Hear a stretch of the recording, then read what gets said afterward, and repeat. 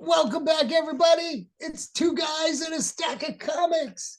I'm Mike. That's Reed. Oh, Reed, you're over there. Yeah. Yeah. And behind me is the stack of comics. Well, I'm glad you're joining us for another video. Today, we wanted to talk about our favorite comic of 2023, which has been Conan, Yeah. which was No, kind it's of a also a strong start in 2024 as well. Great issue to start the year. I think they're Going. on issue seven, six, Six came or out, and then five. seven will be in a couple weeks. I mean, we're six issues in. There was a free comic book day tie-in too, so really seven have come out total. But I mean, a great series that started incredible last year continues to look like they have got it all managed. I think the other thing that's interesting with Conan, a lot of the things that have been prevalent about comic books lately, and Mike and I have certainly talked about this. The big two have been struggling a bit as far as Marvel and DC. Not that they're still the top of the comic book industry, but their sales have been declining. That gap between them and everybody else has shrunk quite a bit. And then you also have characters who are entering the public domain in the next decade or so. And so what's interesting is seeing a character like Conan, who is in the public domain. He used to be managed by Marvel, one of the big two, but now we're seeing an indie publisher in Titan Comics, who I'll be honest, before Conan series, I don't know that I ever bought a comic book from Titan Comics. So it's really interesting to see an indie publisher get a title like this, get a character like this, and do so well with it, especially because, to be polite, I think Marvel absolutely destroyed their ability to tell Conan stories with what they did the previous couple years. So we always like to focus on the positive a little bit, but that we kind of tie all that together. So we'll just talk a little bit about what we like about the Conan series. Michael, you kind of start with it. What has really struck you about this series, and you as a Conan fan, kind of where do you come from starting this series? What's not to like? I mean, this book, uh, it's well written. The art is fantastic. I mean, these alternate covers that they had. Hmm. Here's the picked woman, the character that Conan runs into in the first couple of issues. The art is just, let me see if I can get some of the art in there. Just, it's so well done. Yeah. And so you got good art, and this reminds me a little bit of Barry Windsor Smith, almost like when he was drawing Conan back in the 70s. It's good art, it's good writing, it's a great character. What's not to like? I mean, it's a really well written book. I love the little Robert E. Howard section. I don't know if you read Yeah, that. in the back of the book, they kind of have a Howard section, kind of I recapping love his that stories and because, things like that. I grew up reading those paperback books with the Frank Frazetta covers. Yeah. Those were so cool. So I'm just really enjoying getting back into Conan. I was always a fan, and I remember when the movie came out, it was so amazing. Even though, when you read a book, your mind creates a picture of the character, Hmm. and a picture of everything that the writer is trying to convey. Yeah. You build your own mental image, and I didn't have Arnold Schwarzenegger in mind, but when you're attached to a character like I was in Conan, and you get to go see him on the movie. I mean, on the movie screen, that was a big deal. So yeah, I'm really enjoying getting back into Conan now, and looking around in the garage for my old paperback books. No success yet, but I'm sure they're there somewhere. Somewhere. Yeah, and just I love the story. I love the idea, and I love the world that Howard created. And I think he started writing in pulp magazines like in the I believe so. 20s. Yeah. That's where his character first appeared, right? Yeah. No, I think what's really great about the series, and one of the reasons to me it's been such a strong kind of overall comic, is that one, its adherence to the source material that Howard created. I love when folks get the opportunity to grab a character like this, but they also understand it's got fans already. We don't need to reinvent the wheel. And we have a fan base that will want to see this character act a certain way, be a certain way, act in the world that he's been in. And I love Titan Comics for that. One of the things I felt like Marvel did, um, Marvel's tried so hard when they had the Conan rights to like rewrite the character, put him in the Marvel universe, separate him from the kind of world that Howard had created, and really sort of bring the character, like modernize Conan. And it just failed because that's not who that character is. And sometimes you see these companies get these books, and it's like, who are you writing this for? Like, did you really think the Conan fans were going to read that and love it? And so, what I love about Titan is they are unapologetically 100% presenting Conan as he is. If you're a fan, you know this character. He feels like it's peeled right off the book. And what's really cool is like Zub is doing his own stories, the writer of this, but they feel in that same vein of Robert Howard. They feel in Yeah, the same thing where you could easily see Howard maybe have written a book like this. Um, sure. and I think that's good. I also think, like you mentioned, the art in this from Roberto Rafael de la Torre. I mean, it's so different than what you normally see from the big two right now. You can tell there's attention to detail in everything that they're doing. There's so many computer generated and kind of tracing things happening with backgrounds and things in comics now. When you look at this comic, you can tell, man, every single detail was sketched by that artist. And if he is using any of those things, it doesn't show at all. So it's just Right. absolutely impressive. And then where I was really thrilled with this is Delatorre took a break after 4 issues, and they brought Doug Brathwaite in to do the art. And in all honesty, it's not even really a huge downgrade. I mean, it's also incredible to where it's like, man, this guy should get an ongoing series with the way his art is going. And so I Yeah, think, like you mentioned, it kind of feels exactly like that world that you get out of the books. Uh, it does, so especially when they're in the city of thieves mhm. Yeah, and they have to go steal from the the thief god's temple. yeah. I mean, that is totally something that You could just see it Howard, in one of those books. Yeah. yeah, exactly. And like, Well, they're having Conan's a lot drowning of fun himself in too. wine and ale. They're doing cool things like this homage cover, which kind of homages the original Conan #1. You get another one here with obviously echoing the movie poster with the characters.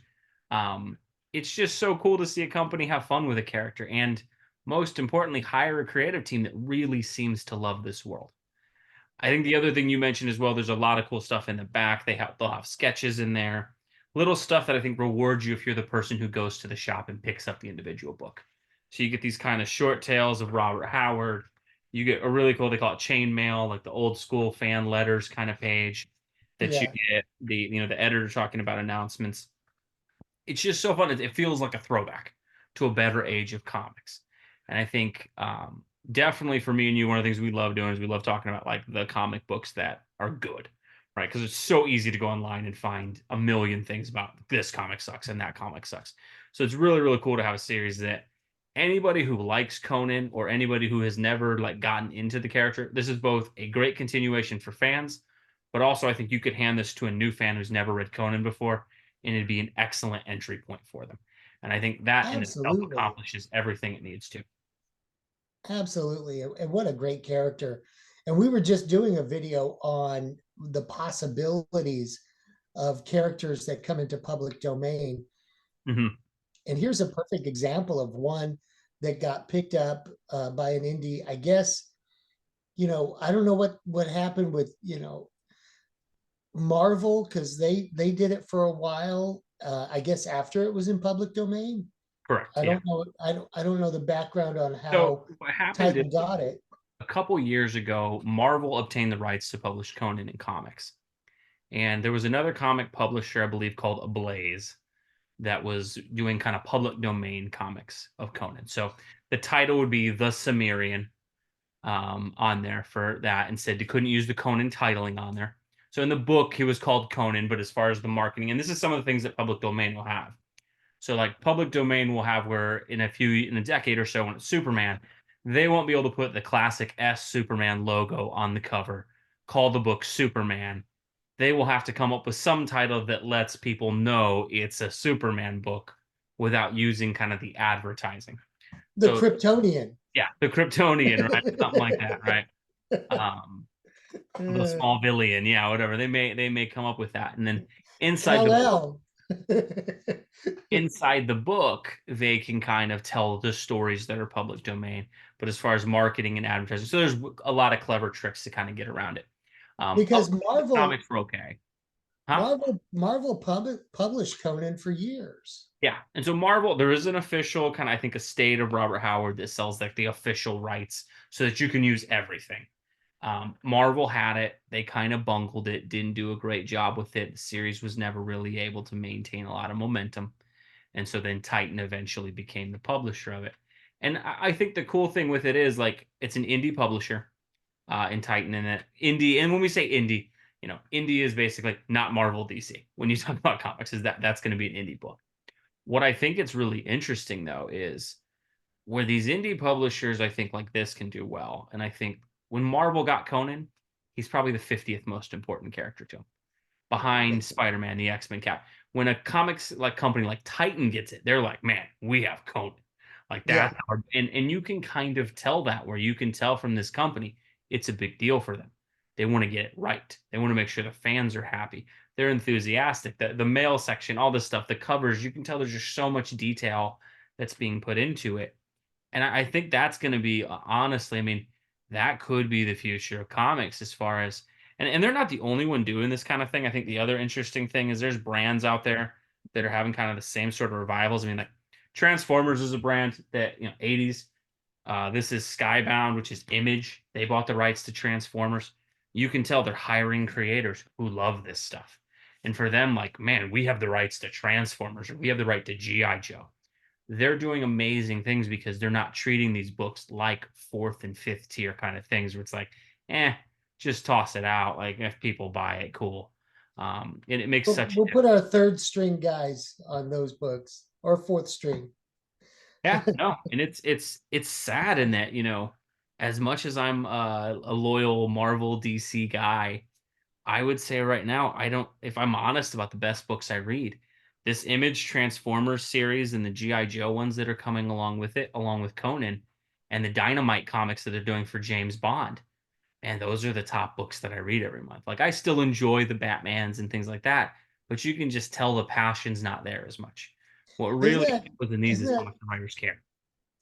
isn't that kind of it's kind of sad in a way, right? But it's kind of exciting in other ways too, because for us fans, and Dynamite did it too with Vampirella. I mean, they really went Mhm. after that title, and that's their flagship character. Although, I stopped reading the books, Yeah, but you can tell some of these smaller companies are really putting a lot into it, and the artists they love it, yeah, and so the passion is there, and that's where the fans are going to go, where the passion is. Whereas 40 years ago, the passion was all in the big two, and people were gunning for those slots to draw and create those characters and write those characters. So things have kind of shifted, but yeah. it's exciting to see Conan doing so well. And I don't know how the sales are doing on it, but I hope it lasts Well, I for mean, the years to cool thing come. is we know it's doing pretty well for Titan because they've already launched. They're going to launch sort of Savage Sword of Conan. That's right. We're getting another one. So and I think that's the other part for these indie publishers is I think sometimes Marvel and DC seem like they overextend themselves, where they publish a book and they need it to sell, 40, 50, 60, 70,000 copies. Titan, I'm sure probably gets me. I don't know how well Conan's selling, but for Titan, the smaller publisher, man, if they get probably like a 25,000 copy book, they're probably like, dang, man, this is a major hit for us. Yeah. And I think it's so cool to see a creative team that really cares. And most importantly, I love that if you're a fan, I mean, I grew up reading a lot of old Conan paperbacks and remember the Howard original ones. And I think it was Tor had a lot of ones, and Robert Jordan wrote some of those. And there was different, I think Steve Perry was another writer. There was probably 50 Conan books in that series. And I must have read all of them because when I was a kid, Conan, James Bond, Jack Reacher, those were all books that I read. And so it's really cool to see a character like you said, where you envision things from the book and then kind Yeah, of see it. And that's the cool thing with this is like when I read this, I'm harkening back to reading those books. I'm like, man, this me feels too. like a world that feels like they're bringing it to life. Me too. So cool. Yeah.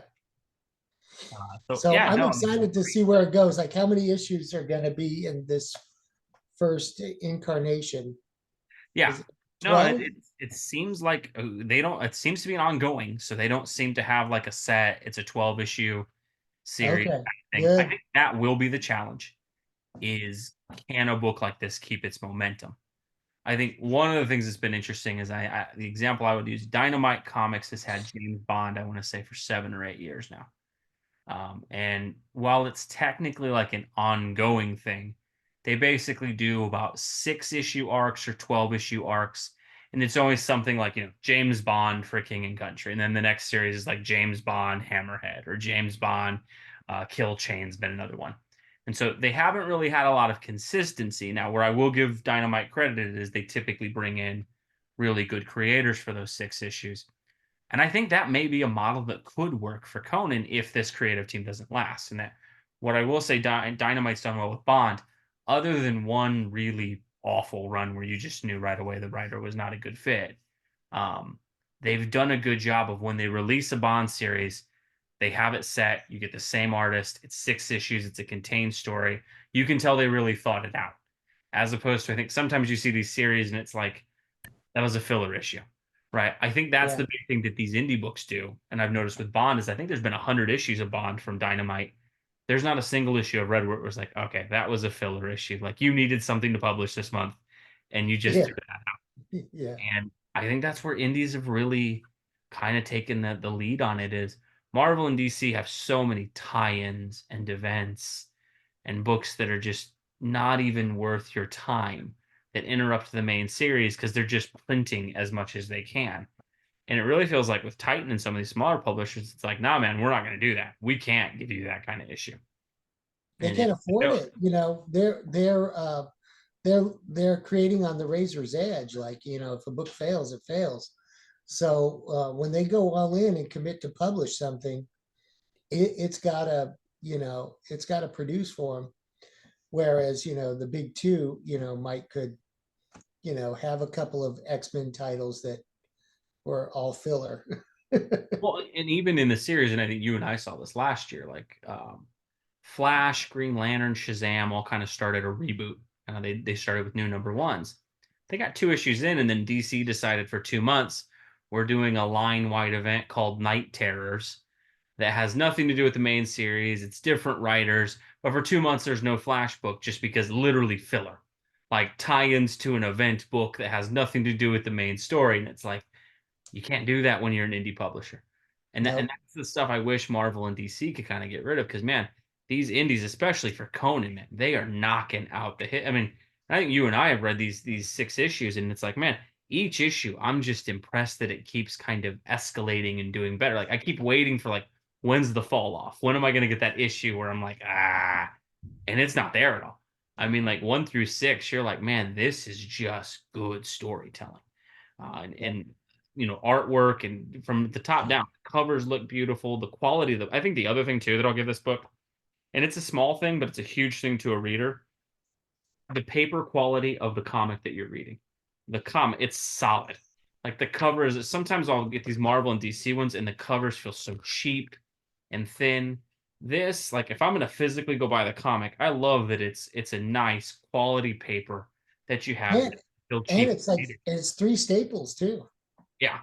No, it's really cool to see, and I think that's a small detail. That's another thing the indies get right. Yep. Is that sometimes you'll see this, and I remember this, and I'll have to find it for a video, but they had Alex Ross doing Iron Man covers for the last run of Iron Man. So Alex Ross doing the covers, it kind of suckered me into buying more issues of that Iron Man than I wanted to because the writing was not great on it, but the covers looked so cool. And I remember buying one and I literally was trying to read it and like you could almost like the cover was almost see-through. It was such thin paper. Like when you placed it, when you took it out of like the little, packaging, the bag and board they had it in the store and actually read the comic, it was almost like see-through because the paper was so thin. When you were actually placing it, like you could see the stuff behind it. And it's like man, you can't take those kind of things and take it for granted. And so it's great to see a lot of these indie publishers where it's like, man, even the quality of the paper and the feel of the book is solid. So it's just really, really good. And I'm extremely excited to see where they're going to go with this series going forward and what they're going to do with Savage Sword. It's really a lot of fun. Very good. Well, everybody, tell us what you think. Have you read Conan yet? Yeah. Do you Have you plan read to? Conan yet? Is there any book that you think is the best book coming out right now? We always like to see things that are recommendation, but definitely for me and Mike, I think this is the best book I read all of last year, and so far in 2024, the issue they released is the best issue I've read so far this year. So definitely let us know below. Hopefully you can check out Conan, and definitely if you're going to buy it, please try to go to your local comic shop and actually go to your local comic shop and try to pick up a copy of it. And a lot of people like to order on Amazon and stuff like that, but you go to a local comic shop a lot of times, and again, I'll give credit for a little local comic shop stuff. I had kind of checked out on Conan because of Marvel. My guy at my local comic shop recommended it to me. He's like, nope, don't buy it. Read it. Check it out. It's worth it. You're a fan. You're going to love it. I wasn't going to give it a shot, but because I went to my LCS, I was able to talk to a guy who talked me into it. And best comic I've read as a result of that. So please, if you're going to try to hunt them down at all, if you watch this, if you do, try to go to your local comic shop. Always great to support those. But Absolutely. thanks All for right. watching. We'll see you in our next video.